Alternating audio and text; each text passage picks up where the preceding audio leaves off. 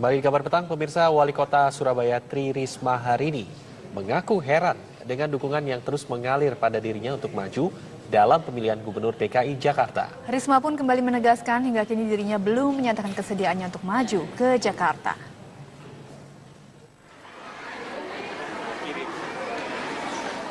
Dukungan yang mengalir dari warga kota Jakarta kepada Wali Kota Surabaya Tri Risma hari ini untuk bersedia maju dalam Pilgub DKI Jakarta semakin menguat.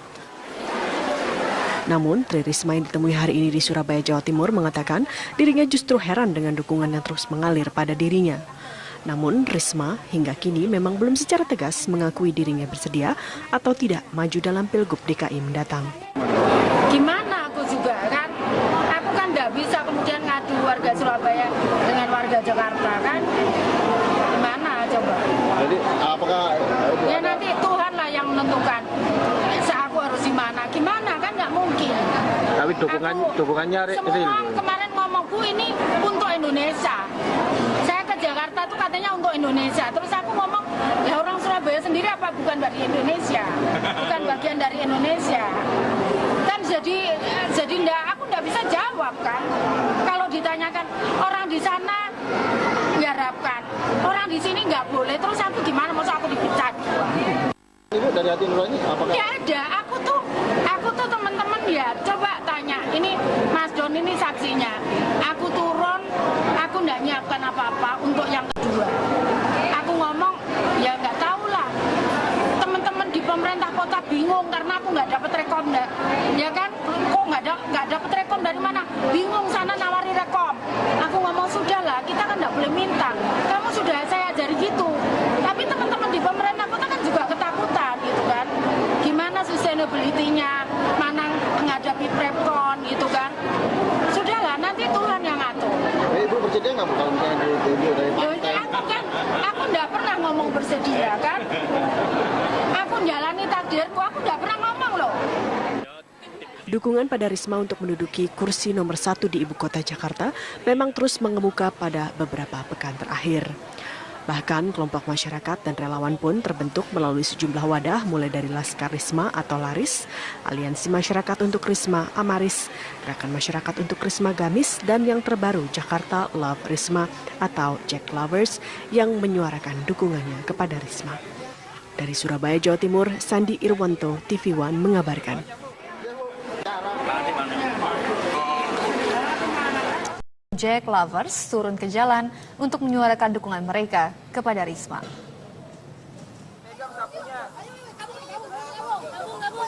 Puluhan orang yang tergabung dalam Jakarta Love Risma atau Jack Lovers menggelar aksi dukungan pada Wali Kota Surabaya Tri Risma hari ini untuk maju dalam pemilihan Gubernur DKI Jakarta 2017 mendatang. Aksi damai digelar dengan bersih-bersih jalan di Hari Bebas Kendaraan di kawasan Sudirman, Jakarta hari ini. Meskipun hingga kini belum menyatakan pilihannya, namun dukungan kepada Risma terus mengalir, terutama dari kaum muda di Jakarta. Mereka berharap Risma tergerak untuk membangun Jakarta seperti kiprah suksesnya di Surabaya. Jadi kita berharap anak muda khususnya di wilayah Jakarta, kita panggil Ibu Risma ke sini. Kita berharap Ibu Risma berkenan untuk bergabung bersama kita, masyarakat Jakarta, anak muda Jakarta, untuk bersama-sama menyelesaikan permasalahan di Jakarta. Baik itu moral anak muda yang kita tahu bahwa di atas 50% masih bisa dikatakan buruk, kemudian masalah kemacetan, masalah kebanjiran, dan lain sebagainya. Kami percaya berdasarkan prestasi dari Ibu Risma, based on apa yang sudah beliau lakukan, apa yang sudah beliau selesaikan di Jakarta, di Surabaya maksud kami percaya bahwa Ibu Risma juga bisa melakukan hal yang sama di Jakarta bersama kami. Jack Lovers merupakan satu dari beberapa wadah dukungan pada Risma untuk maju dalam pemilihan Gubernur DKI Jakarta. Jack Lovers dipelopori aktris Nena Warisman dan sejumlah anak muda di Jakarta. Dari Jakarta, Nadia Kartika, Rizky Ardiansah, TV One mengabarkan.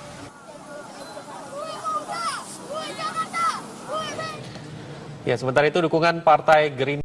Aktivitas yang dilakukan Bang Sandiaga Uno ini kemudian merupakan hal yang dilakukan beliau. Ini merupakan strategi juga ya untuk bisa mendekati masyarakat. Kita tahu merupakan aktivitas berolahraga pagi sangat dekat dengan kegiatan masyarakat kita, masyarakat kebanyakan pastinya. Nah, ini merupakan hal yang baru saja terjadi hari ini pemirsa. Setelah kemudian Partai Gerindra mengusung Sandiaga Uno untuk menjadi penantang Ahok dalam Pilgub DKI Jakarta 2017, pastinya sudah ada strategi-strategi yang dilakukan agar Bang Sandiaga Uno kemudian lebih dikenal kepada masyarakat. Karena kita tahu dalam beberapa survei yang sudah dilakukan, Pak Ahok masih mengungguli survei dari sisi popularitas ya. Prof. Hamdi, atau kita misalnya melihat sekarang ya, ini merupakan citra yang baik gak sih untuk Bang Sandiaga Uno untuk semakin dekat dengan masyarakat? Ya, kalau untuk pendekatan sih boleh-boleh saja, gitu. Tapi paling pada akhirnya nanti yang ditunggu oleh rakyat Jakarta adalah apa konsep yang ditawarkan oleh Pak Sandiaga Uno untuk membuat Jakarta ini lebih baik, ya. Karena hanya itu yang dibutuhkan oleh publik, gitu ya. Publik sekarang sudah mulai bisa membedakan mana yang sebenarnya fakta-fakta yang tidak penting. Misalnya sekedar personal style gitu ya, gaya bicara ya, itu mulai nggak terlalu dipentingkan. Bahkan suku agama ras itu untuk kasus DKI kita melihat kemarin itu juga sudah mulai lewat isu-isu itu. Sekarang orang fokus karena nanti seorang pejabat publik mengurus urusan publik. Jadi yang harus dilihat adalah bagaimana delivery, ya. Kan menjadi pejabat publik itu intinya gini, Anda merumuskan persoalan-persoalan publik, Anda buat kebijakan publiknya, setelah itu Anda delivery, Anda implementasikan kebijakan itu, Anda lakukan gitu. Itu yang ditunggu publik. Jadi publik akan melihat nanti delivery outputnya apa yang Anda berikan kepada publik dalam bentuk lebih konkret. Ya, kalau dia belum menjabat, tentu paling tidak dia sudah menjelaskan konsep-konsepnya. Ini yang akan saya lakukan. Jadi kalau penantang biasanya dia pelajari kebijakan-kebijakan apa yang diambil oleh sekarang petahana, ya, dia petakan problem Jakarta, dia kemukakan solusi-solusi. Nah, dia main di situ saja dan dia tawarkan gagasan ke publik. Kalau itu menarik bagi publik, bisa jadi publik punya keyakinan, mungkin dia lebih baik dari yang sekarang. Apakah dengan menjual gagasan-gagasan bisa membuat Bang Sandiaga Uno mengejar ketertinggalan, sementara gap popularitas antara Bang Sandiaga Uno dengan Pak Ahok begitu jauh? Karena masyarakat Wong Cilik banyak belum mengenal. Ya, popularitas itu sekali lagi adalah fungsi dari sosialisasi itu. Semakin sering Anda mengungkapkan gagasan-gagasan Anda ke publik, ya, semakin bagus gagasan itu, ya, otomatis nanti Anda akan makin populer, gitu, ya. Jadi itu saja. Nah, sekarang tinggal bagaimana Bang Sandi, ya, membuat gagasan-gagasan yang memikat sehingga publik Jakarta ada tawaran kan, ini petahana. Biasanya memang petahana akan selalu punya keunggulan satu hal, ya, itu dimanapun, siapapun petahana, bahwa dia sudah melakukan, ya, dia bisa menjual itu. Katakan saya sudah melakukan, tapi bukan berarti kesempatan bagi penantang tidak ada. Kalau gagasan-gagasan menarik dan bisa dia memperlihatkan kelemahan-kelemahan pendekatan petahana, dia bisa masuk di situ. Bang Syarif, kalau misalnya kita katakan, ada yang mengatakan bahwa pemimpin ini merupakan cerminan dari masyarakat. Ada yang mengatakan Jakarta ini keras, Bung, sehingga Pak Sandiaga Uno atau Bang Sandiaga Uno ini terasa sangat lebih santun, lebih lembek dibandingkan Pak Ahok yang sangat keras dan gahar, katanya cocok dengan DKI Jakarta. Bagaimana mengubah image dari Bang Sandiaga Uno ini?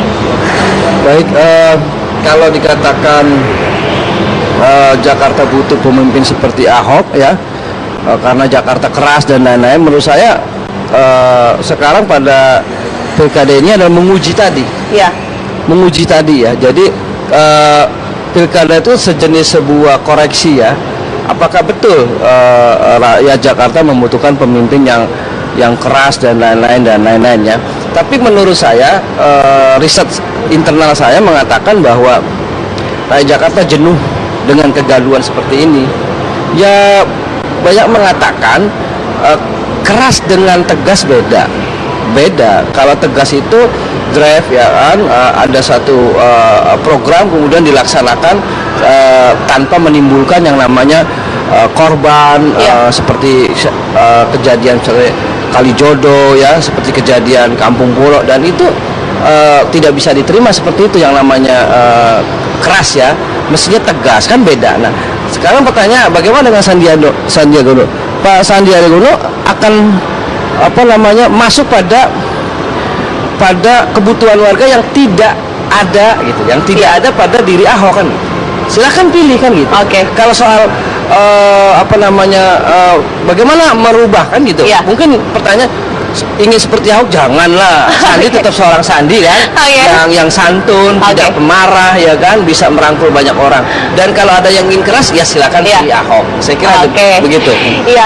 Jadi kalau misalnya Bang Taufik, kalau misalnya sekarang kita lihat ya, figur dari Bang Sandiaga Uno bisa dibilang kekurangan, tapi bisa juga kelebihan. Pastinya Pak Ahok harus bisa melihat nih, banyak juga orang-orang yang tidak setuju dengan profil dari Pak Ahok, tapi ada di Bang Sandiaga Uno. Bagaimana kemudian melihat? Ya, banyak faktor yang bisa membuat orang memilih dalam pilkada ini ya. Selain faktor figur, karakter, juga faktor program-program dan rekam jejak dari calon-calon yang ada. Nah memang saya cukup memberikan apresiasi kepada masyarakat Jakarta, di mana hal-hal yang sektarian, hal-hal yang berbau pada cara berpikir yang berkotak-kotak itu, dalam beberapa hal kita sudah mulai meninggalkan itu. Namun memang ada beberapa kelompok yang coba mengembalikan kepada cara berpikir yang sangat-sangat sederhana seperti itu ya. Menurut saya ini tanggung jawab kita semua untuk mengarahkan bahwa pilkada di 2017 DKI ini yang kita tarung adalah tarung program ya. Kita lihat apakah Ahok selama memimpin DKI Jakarta memberikan prestasi-prestasi yang baik. Bagaimana yang dirasakan oleh masyarakat manfaatnya? Apakah misalnya yang selama ini menjadi keluhan seperti birokrasi yang kacau balau, birokrasi yang korup, ketika dipimpin Ahok sudah ada pembenahan-pembenahan yang mulai terasa kita. Datang ke kelurahan, semua melayani, pelayanan cepat, kita tidak bisa lagi main suap dan sebagainya. Atau yang kita juga selalu keluhkan, Jakarta yang kotor, yang orang tidak punya tanggung jawab, dia membuang sampah sembarangan. Kita ada pasukan oranye yang mulai membersihkan Jakarta, yang membuat orang jadi berpikir, waduh kalau saya buang sampah sembarangan, ya saya memberatkan tugas pasukan oranye ini dan sebagainya. Dan banyak hal-hal yang dimunculkan oleh Ahok, seperti clue misalnya. Orang banyak mengeluh kalau ada jalan bolong, trotoar yang rusak, tidak ada penanganannya, perbaikannya. Tapi dengan ada sistem clue, dilaporkan, kemudian itu bisa segera diselesaikan. Jadi ada hal-hal yang kemudian bisa dinilai oleh masyarakat, apakah ini bermanfaat ataukah ini malah memberikan efek negatif. Terus bagaimana dengan calon lainnya? Apakah calon lainnya bisa kita lihat prestasinya, kita hitung, kita ukur rekam jejaknya dan sebagainya. Saya pikir itu yang harusnya kita kedepankan ketika kita mendorong masa-masa dalam pilkada 2017 ini. Ya pemirsa, memang pemilih DKI Jakarta berbeda dengan daerah-daerah lainnya, lebih rasional dengan akses informasi yang terbuka bebas, sehingga kemudian figur dan juga terobosan-terobosannya menjadi penting untuk menjadi calon gubernur DKI Jakarta. Sesaat lagi pemirsa, apa kabar Indonesia Malam, kita akan kembali. Ya, kami memiliki gambar-gambar yang cukup menarik pemirsa dari sang penantang Ahok, Bang Sandiaga Uno. Kemudian kita sudah melihat aktivitas personal yang sudah dilakukan Bang Sandiaga Uno. Nah kalau ini nih bikin kopi. Jadi kalau misalnya kemarin ya Prof Hamdi, kita sibuk-sibuk dengan kasus kopi beracunnya ya kan, yang di kasusnya Jessica dan juga Mirna Salihin. Nah kalau sekarang ini sedang beraktivitas membuat kopi. Kopi memang identik dengan kesukaan warga DKI Jakarta ya. Ini juga menjadi hal yang cukup baik gak sih? Ternyata kemudian Bang Sandiaga Uno menyentuh, kalau misalnya tadi berolahraga dekat dengan masyarakat Wong Cilik, kopi dengan masyarakat perkotaan, bagaimana? Saya tidak tahu ya. Mungkin ada sebagian masyarakat DKI yang juga suka dengan pendekatan seperti ini. Ya menurut saya sih kalau ingin tahu ya kita survei aja, kita lakukan studi apa betul masyarakat Jakarta terpikat dengan pendekatan seperti itu gitu ya. Ada mungkin dan enggak. Kalau saya lebih senang mendengar informasi-informasi yang langsung berurusan dengan hal-hal substansial tentang kalau misalnya Bang Sandi mengatakan saya akan urus masalah pasar tradisional, di mana di situ kafe-kafe rakyat kecil bisa gitu loh. Itu jauh lebih penting daripada meributkan Sandi itu senangnya kopinya seperti apa ya, atau nanti kaos kakinya warna apa ya, nanti akan diliput lagi tuh. Nanti dia suka kaos kaki apa gitu. Jadi Prof Hamdi, tapi memang selain substansial, tapi memang pencitraan seperti ini menjadi bumbu-bumbu yang dilakukan sebelum kampanye yang nanti kita akan lakukan ya. Enggak, saya kira nggak tahu lah, saya mungkin ada juga yang suka. Kalau saya sih tidak terkesan sama sekali dengan bumbu-bumbu itu. Nah, saya juga penasaran ya, ini sebelumnya tidak dilakukan oleh Bang Sandiaga Uno, kemudian dua aktivitas yang tadi sudah dilakukan. Memang ingin begitu kuatnya dari Gerindra dan juga Bang Sandiaga Uno untuk mendekatkan diri kepada voters DKI Jakarta, masyarakat Wong Cilik dan masyarakat kelas menengah, masyarakat perkotaan. Ya, jadi memang mungkin saya pernah bicara dengan Mas Sandi, hasil riset Pak Sandi timnya mengatakan rakyat rupanya jauh dengan Ahok, Prof. Kalau tentang tadi bisa prestasi itu kan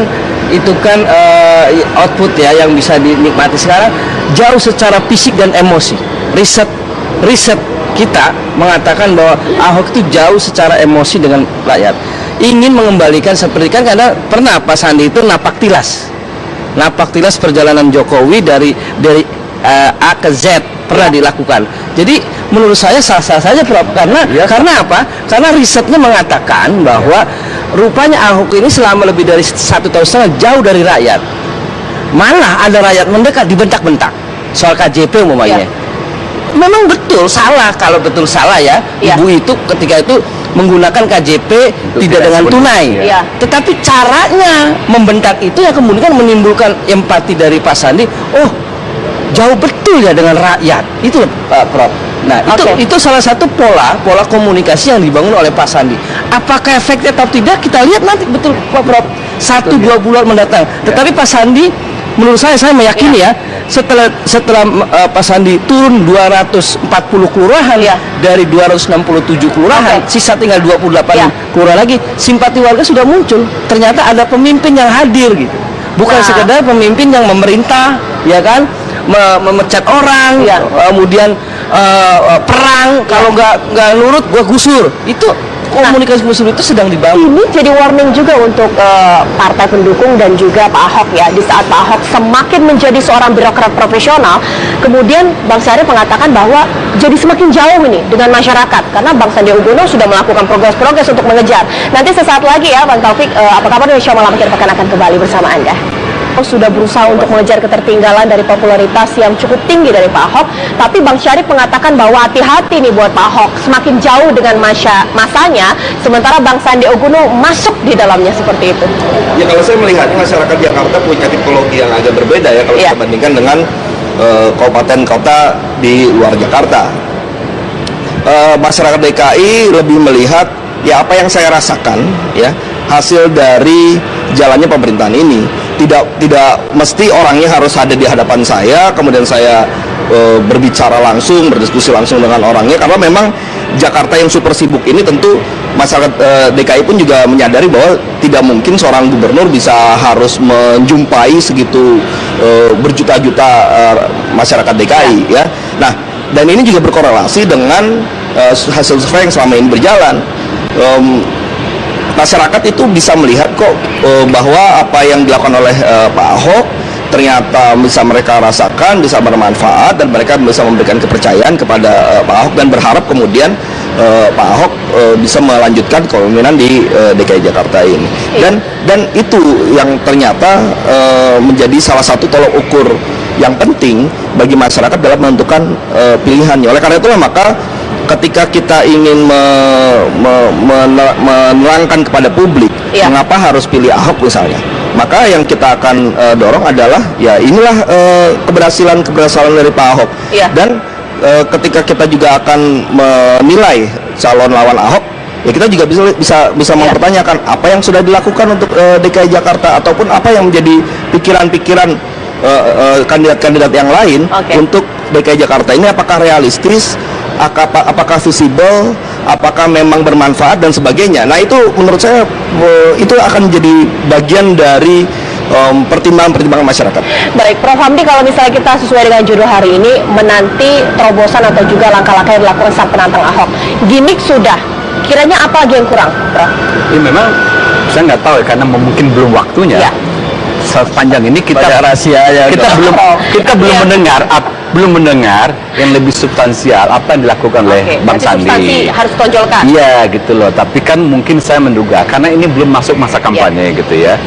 Tapi selayaknya karena hari ini Bang Sandi sudah ditunjuk oleh Gerindra ya untuk menjadi kandidat ya, walaupun tadi Bang Sarif mengatakan ini masih ada skenario 1, skenario 2 ini belum tentu juga Bang Sandi jadi nomor 1, bisa jadi nomor 2 kalau koalisinya dengan yang lain gitu. Tapi setidak-tidaknya bahwa Bang Sandi sudah masuk gelanggang. Mau nomor 1, nomor 2 itu nanti realitas politik yang akan menentukan. Tapi kita memang perlu dengar ya apa yang akan Bang Sandi lakukan ya, konsep apa yang dia tawarkan sehingga cukup kompetitif dengan petahana sekarang. Nah, Bang Syarif, berarti yang ditunggu sekarang substansi. Nah, substansinya Bang Sandiaga Uno cukup kuat nggak untuk menjadi penantang dari substansinya Pak Ahok? Iya. Oh sangat. Isinya apa ini? Sangat. Itu kan dua hal yang seringkali dilontarkan oleh Pak Sandi kan tentang pengendalian harga sembako yang terjangkau ke 28. Itu kan belum dieksplor. Pangan berarti ya? Ya bagaimana caranya belum dieksplor. Nanti kalau dieksplor pada saat kampanye. Nah, Pak Sandi pernah mengatakan begini. Kadang-kadang juga guyon, urusan infrastruktur, urusan jalan, urusan bangun sungai yang bersih itu urusan Ahok deh, jagonya deh. Tetapi ada kelemahan-kelemahan yang akan kita kritisi dan kita tawarkan solusi, dan dua hal itu yang belum pernah didapatkan oleh masyarakat sepanjang pemerintahan Ahok ini 2 tahun lebih ya. Nah karena itu pertanyaannya apa yang akan dilakukan oleh penantang? Ya satu hal yang paling penting adalah begini Pak Prof, kan Profesor Sosiologi juga, itu pemimpin gubernur bukan saja punya pikiran konsep, tetapi dia akan dilakukan yang namanya kejiwaan juga harus perlu tahu masyarakat.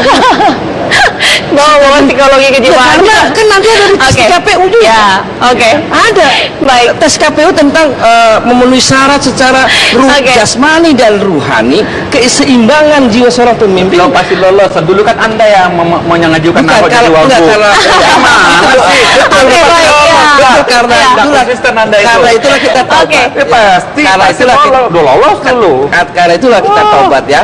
Taubat politik kita adalah tidak mencalonkan kembali Ahok. Jadi menurut saya masyarakat itu, riset kita dengan Pak Sandi mengatakan masyarakat itu merasa tidak hadir pemimpin di tengah-tengah masyarakat. Kalau program-program program-program secara emosional itu kurang. Nah itu hadirnya Sandi segera sosialisasi sekuat tenaga nanti selama 2-3 bulan cocoknya menteri urusan emosional. Baik pemirsa, nah untuk DKI Jakarta, untuk Pilgub DKI Jakarta memang sudah terpolarisasi menjadi 2 calon, Pak Ahok dengan giant kapitalnya, partai politik dan teman Ahok, sementara Bang Sandiaga Uno masih dengan 1 partai. Tapi yang paling penting merupakan figur seperti apa yang kemudian diinginkan oleh warga DKI Jakarta. Kita serahkan kepada Anda pemirsa. Ini menjadi akhir Apa Kabar Indonesia malam akhir pekan. Saya Cica Anissa mengucapkan terima kasih. Selamat malam, sampai jumpa.